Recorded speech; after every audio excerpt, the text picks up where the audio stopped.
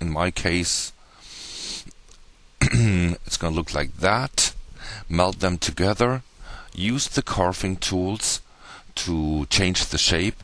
Use selection, copy and paste, and then pasting it into the existing piece, repositioning it to create a new interesting structure. Then we could have used, I didn't do it over here, we could use wire cut, which enables us to use 2D profiles to either cut away the outside, the inside,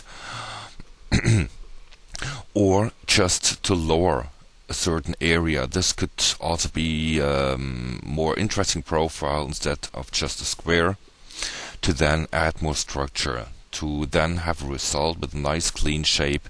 So the floor has been cutted and the rocks have been cutted, and since we're all working with clay voxel clouds, we can combine this later on all together, and you won't see any blends in between, no ridges in between.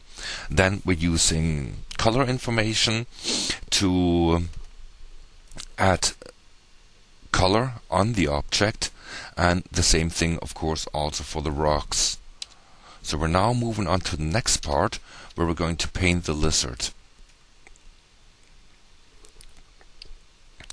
So let's move over here. In the paint tools we have either a normal brush or even an airbrush. So let's see what part is active at the moment. I think it's the ground. So let's activate the lizard. And we could now change the color of the whole piece like that, or use the airbrush tools to add more colors like that. So let's have the saturation more like halfway, and just paint on the piece. So this is more or less as you would use an airbrush in the real world. The closer you get, the finer the structure will be, and the farther you move away, the wider and of course more transparent the structure will be, or the paint information will be. So like that you can start then adding more paint to the piece. Of course could also use a bigger brush, something like that. It's going to make my job a lot easier and enables better control of blending the two colors together.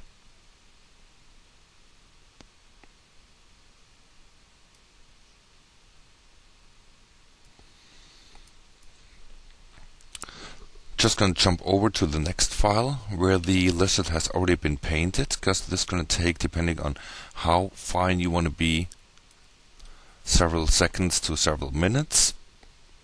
So this is the result as I've done it now. By using fill color over everything, then using airbrush, different colors on the airbrush to add more structure, and of course to add more little details on the back and on the head itself. Let's now move over to the next possibility. I am going to open a file where the fixed draft has already been done. I'm going to explain the in-between steps using the PDF. So we have now added some color to the lizard. That's finished piece of the lizard, and it took me like 40-45 minutes to reach this state. Since we're working in the digital world, we also have the possibility of reusing these objects. So I've thrown away everything but the lizard itself. I've combined the eyes into the lizard to make all to one piece, and I've imported a solid, a NURBS solid, into FreeForm Modeling Plus.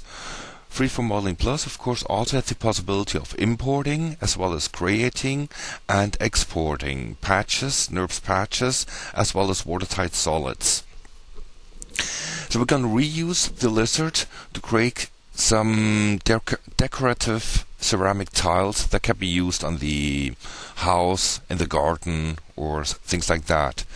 So again, I used the selection tools, selected the whole lizard by just clicking on the full big green sphere, copying it and pasting it as a new piece, as it over here, and then repositioning it on the opposite side.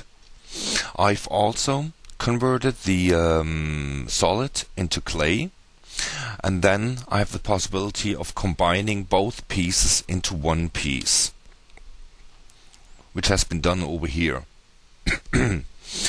Then, of course, you always have these little hollow edges underneath, or hollow parts underneath the legs, for example, the rounding of the body, and that wouldn't be good for molding.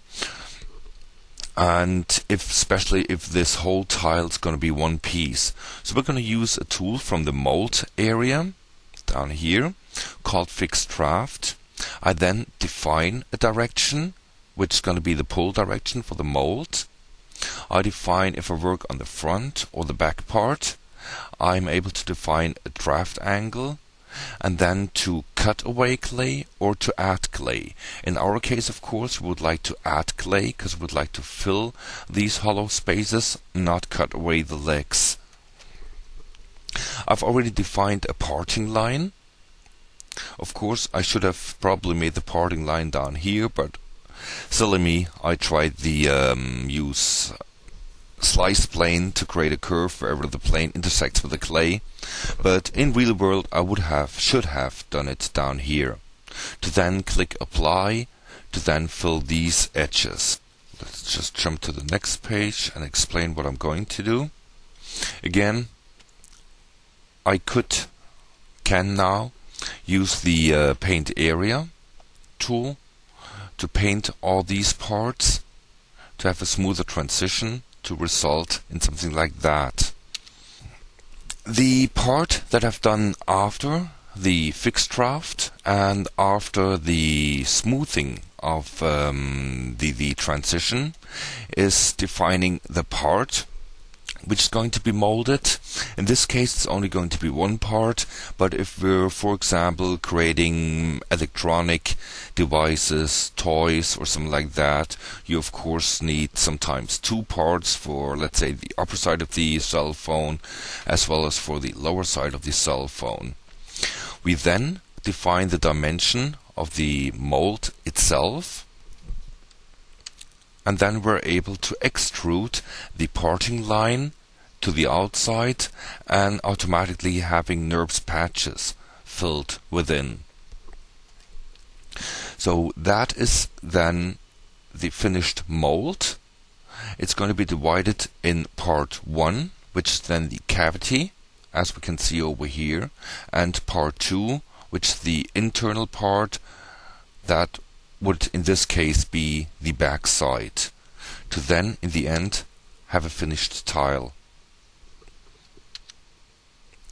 Let me also show you some images that have been done.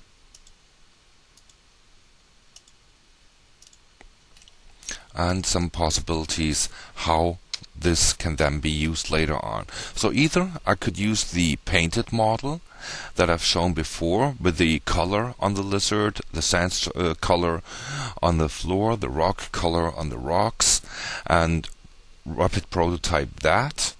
Or I could then combine everything into one piece, make a mold for glassware. In this case, it is rendering done in FreeForm Modeling Plus using Mental Ray and a spotlight.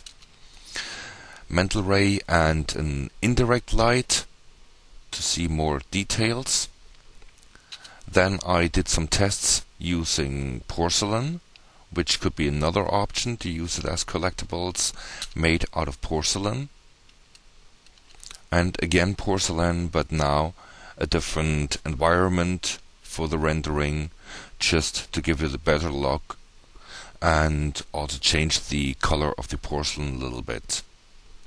And last but not least, the rendering of the tile itself. I hope this was a bit informative for you.